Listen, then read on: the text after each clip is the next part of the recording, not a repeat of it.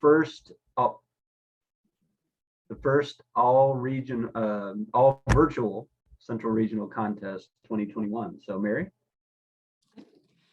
Thank you very much. So yes, I am talking about at least no one cited Pinterest as a source this year, which was the 2021 Central Region National History Day Conference. I will let you know in advance that I do not have 45 minutes worth of things to talk about, so we will all be going to lunch very early. Either I'm sorry or you're welcome, depending on what your lunch looks like today.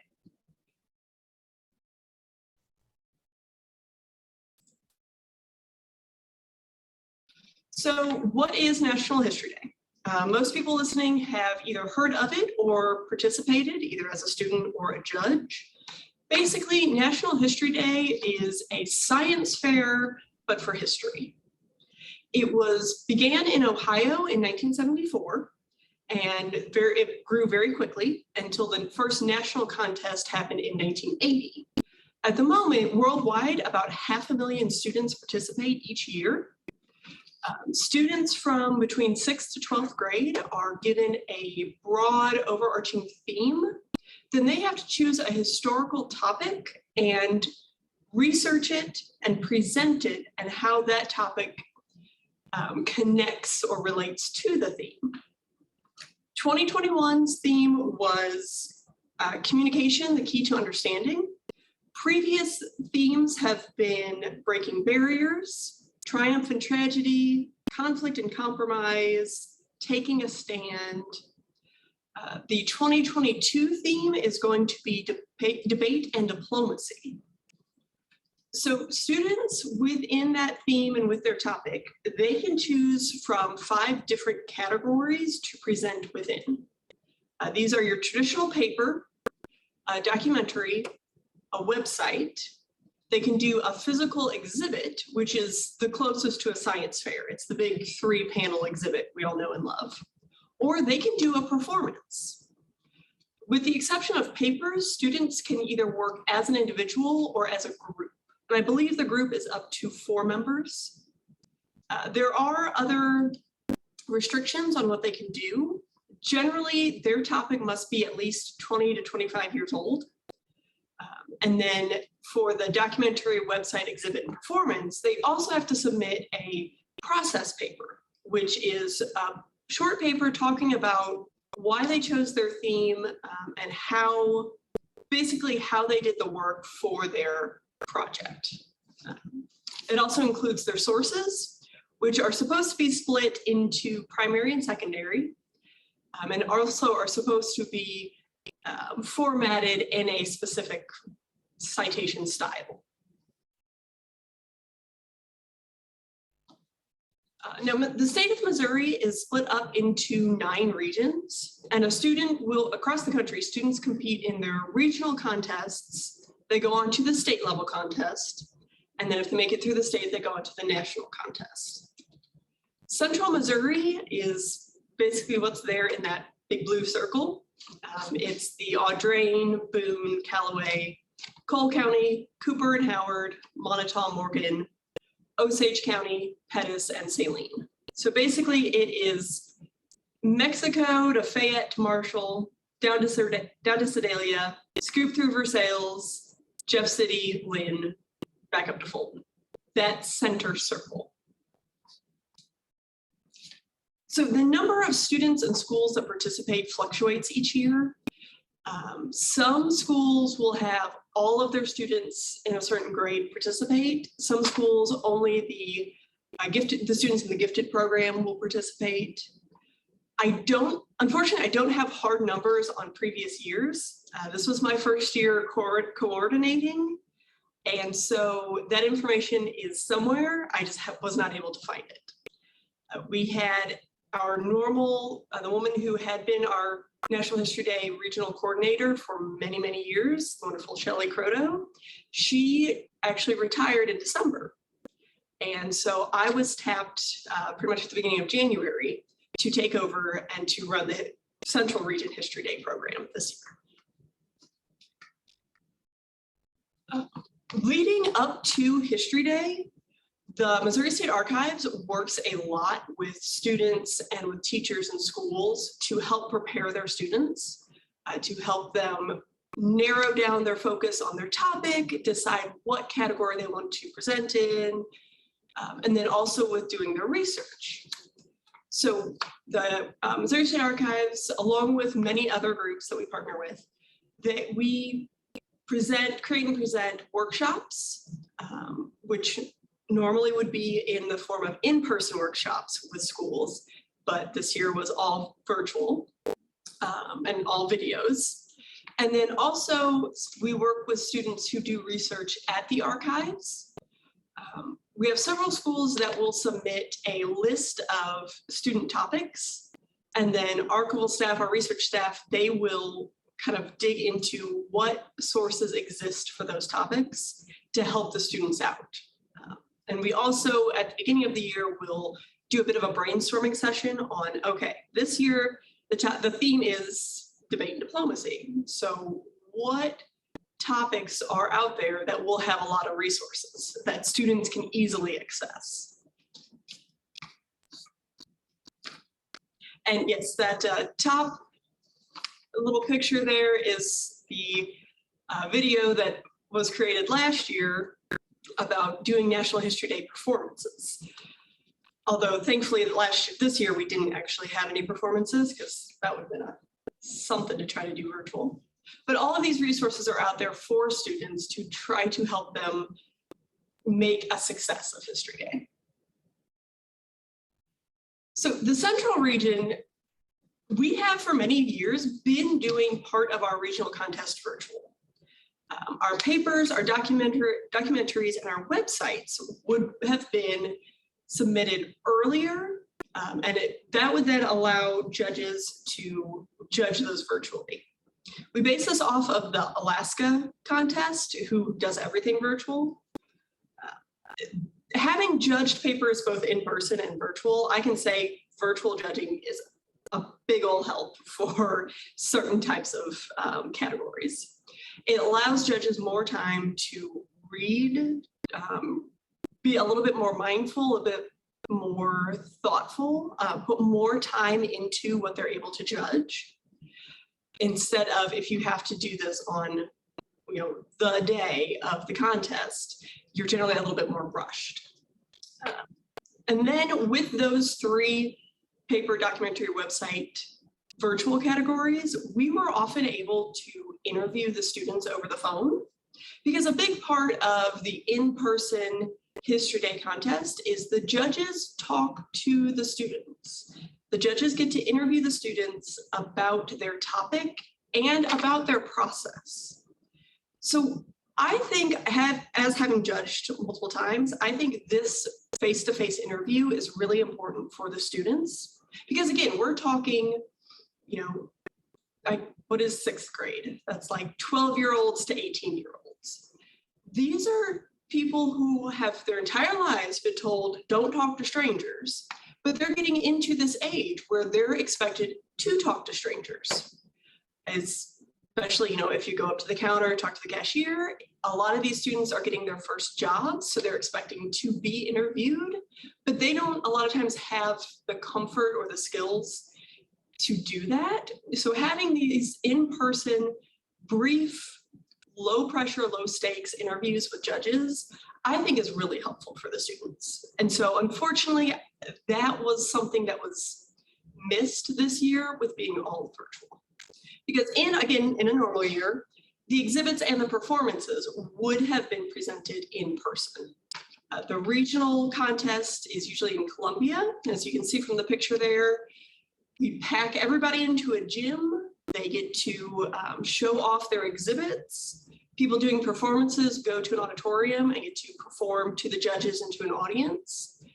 And so it also lets the students see what other students have been doing that year, and it lets them kind of show off, I've been putting all of this work into this project. Here's the final end product is. I get to show it off to people. So 2020 was an in-person contest. The regional contest was at the end of February. So back then we were still just making jokes about coronavirus, corona beer. So we were still able to have that last bit of normalcy.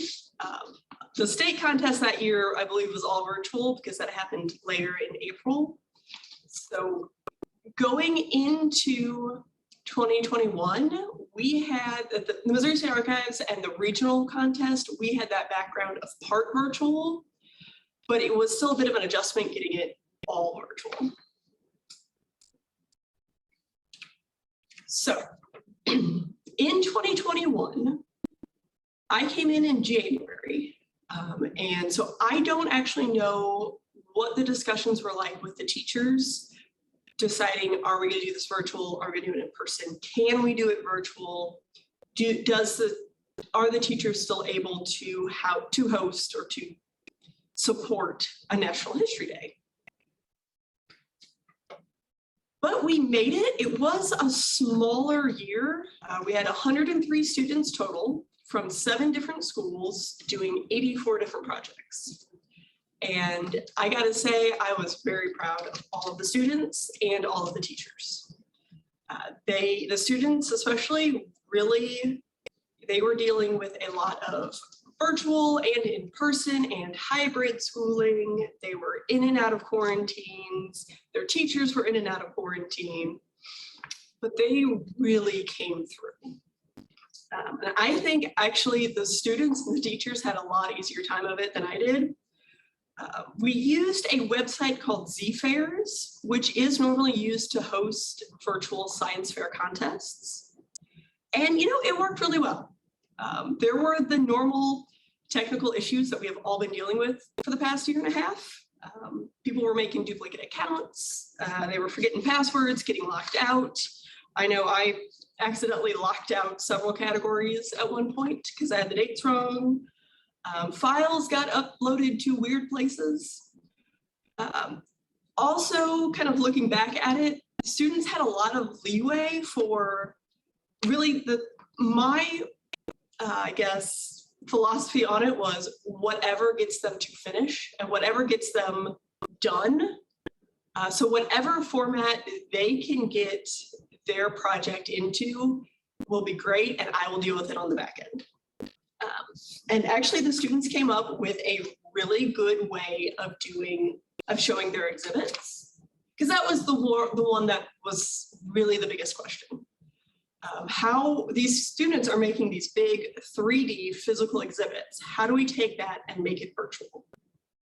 And what they came up with was they built their 3D physical exhibits, took photographs of those exhibits, uploaded them into Google Docs, into Google Slides, which was basically a free, available online version of PowerPoint, and then made it work from there.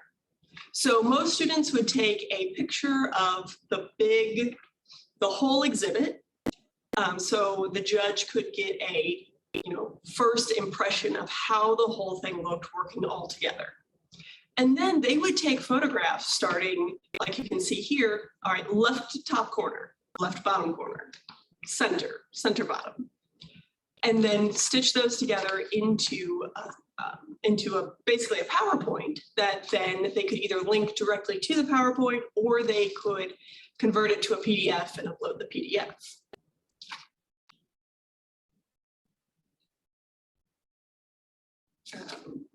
And so honestly, once we got all of the account issues sorted through, and it came time for judging, the biggest problem I had was students who were linking to Google Docs were linking to a password protected version. So I spent most of the first day of judging emailing students and teachers and saying, hey, you need to either convert this to a PDF or link us to something that's not password protected. So once we overcame that hurdle, it actually became a lot easier. I had about 20 of the most amazing judges I could have asked for, who took time to learn a completely new site for them, a completely new program. They were aided by lots of documents I created that had screenshots of what, this is what the judging screen is going to look like. And then there would be an arrow. That's where you're going to click. Another arrow. That's where you're going to click after that. So they were able to really kind of navigate all of those issues and were incredibly patient with both me and the students and the program. And really, I think, made 2021 an absolute success. Myself and another judge were able to do some of those interviews by phone call again. And I just wanted to tell the students that you guys did amazing, because I could tell they were so nervous on the phone call. I was like, look, you guys did great.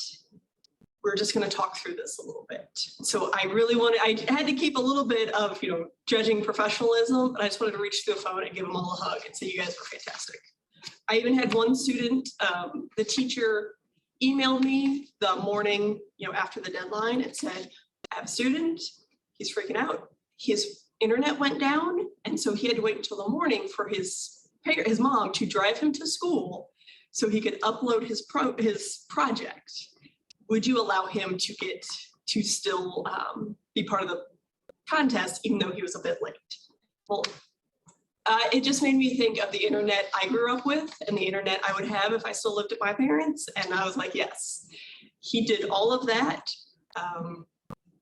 It's the internet, it works against all of us. So we did have 2 students that made it through the state competition and headed onwards to nationals. Both in the senior categories, we had the Talking Cure, Communication to Heal, and then we had America's Jungle, how Upton Sinclair's expose transformed the food and drug industry. I read the paper, that America's Jungle, amazing. A lot better than I would have done if I was when I was still back in high school. So we were really proud of both of those categories.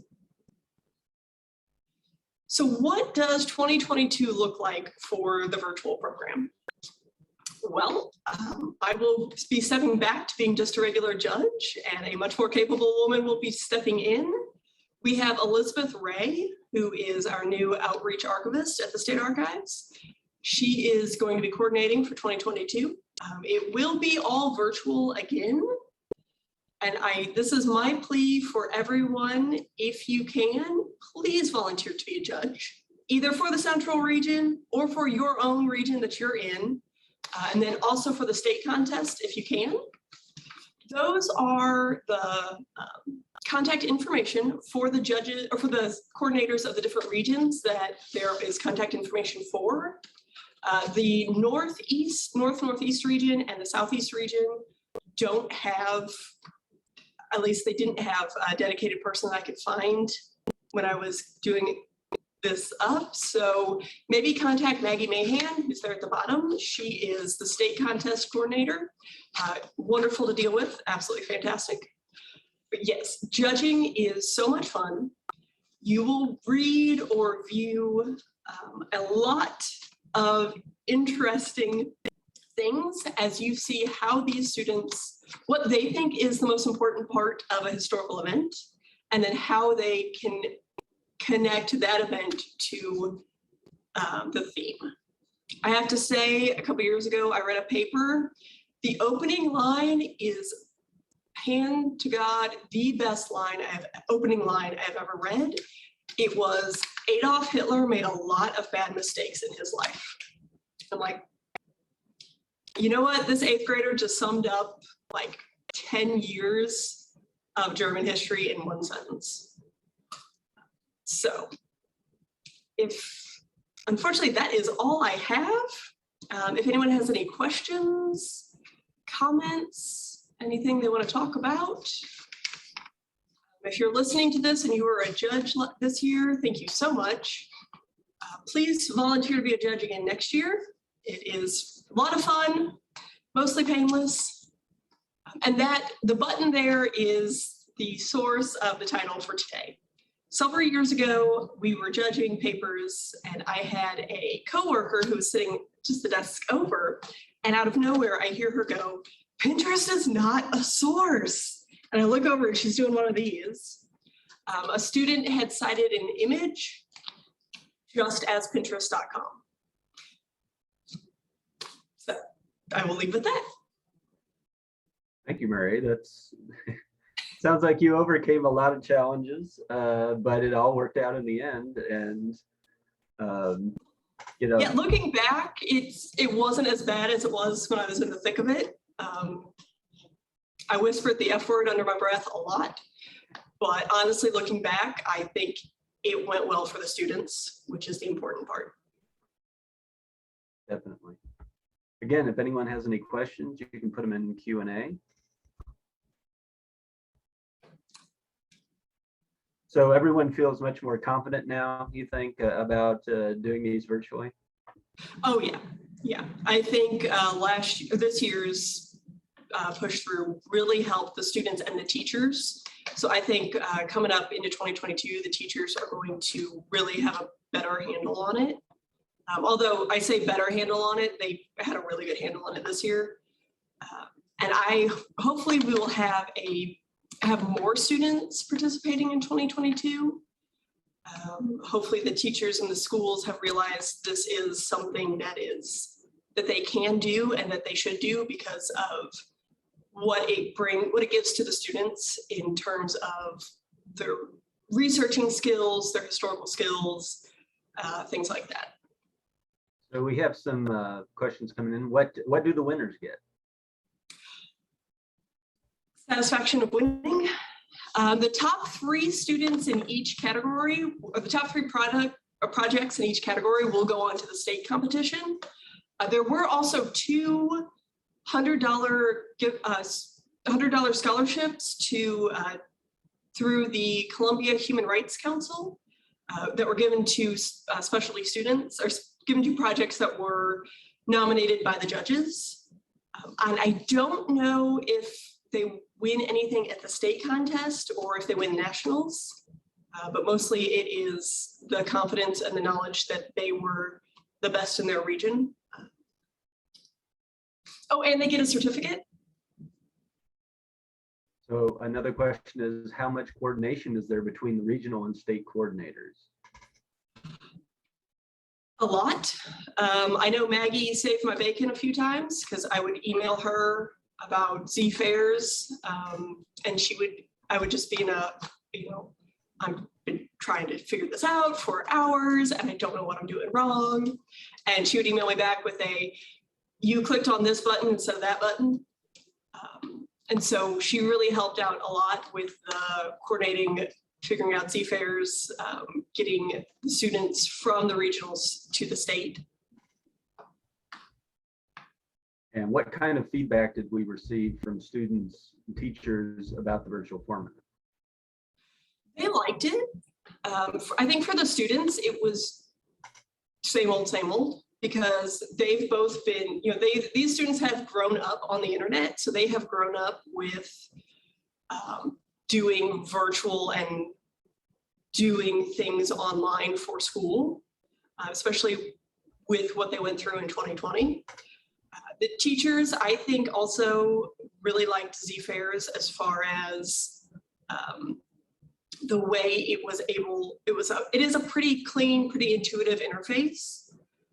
And so I think with the teachers and the students both, they understood this was a bit of a learning curve, but they got it pretty quickly and they liked it.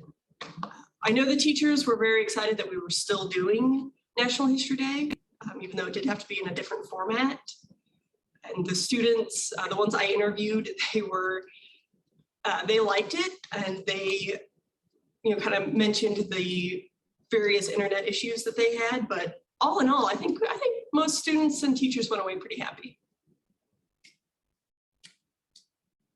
So I know this goes way beyond history, but you mentioned the issues the students had with their internet and so forth. Do you see that kind of the issues that like rural internet access has on the effect on these type of programs? Oh, absolutely, yeah. If the students, because some schools gave students in class time to work on their project, But I think for most students that wasn't enough. So kind of like most school projects, you got to work on it at school, but then you also had to work on it at home. And so I can definitely see if it's a student who doesn't have the access to internet or even doesn't have access to, regular computers. I know most students these days have a smartphone, but I can't imagine trying to do something like this just on a smartphone. And that sort of divide is something you see even when we were doing in-person exhibits, because you could tell the students who had a printer at home versus the students who had to handwrite everything on their exhibit panels because they didn't have access to that. And I know that's been a bit of an issue even back in the day when I was in school. You could tell the students whose parents were really able to help them out versus students whose parents were working 3 jobs and they were on their own. So as great as virtual is, it I think also does, it kind of exacerbate that divide of stable, steady internet and technology, access to technology, and unstable access to technology and internet. And I don't know what the solution is. Especially, I don't know what the short-term solution is, unfortunately. I do tell judges, and this is something every year, aesthetics matters, but it's a very small amount. So if you have a student, if you have 2 exhibits, one is just beautiful and glossy and snappy, and you could tell this student had a lot of access to printers and paper cutters, so everything was neat and clean, versus an exhibit that was all handwritten and a bit wobbly, but glossy, pretty exhibit didn't have the content, and wonky hand-done exhibit did have the content. Go for the wonky hand-done exhibit, because at the end of the day, the research, the content matters more than the aesthetics. So another question, is the contest limited to students only or also to youth and other groups? That's a good question. I know it's open to, it's public, private, and homeschooled students. So I don't actually know, but I don't see why a student group couldn't actually participate. I would have no problem with it, but that may be a question for Elizabeth Ray and Maggie Mahan. I know we had homeschool groups participating this year, and groups both as multiple families and just a family. The only thing is the family just signed up as the Smith homeschooled school. And so that's how they went through Z-Fairs. But I think as long as the student group has an adult who will coordinate it, I don't know if there would be an issue. It's definitely something to look into. Okay, thank you, Mary. Looks like there's no more questions. So best of luck next year. And thank you for presenting today. All right, well, thank you all for being here. I really appreciate it, and everybody have a good day. And we will have a brown bag starting at noon. If you want to join me at noon to 1, or I'm not sure it'll run to 1, but at least at noon, and if you can join me for the brown bag. So thank you, everyone.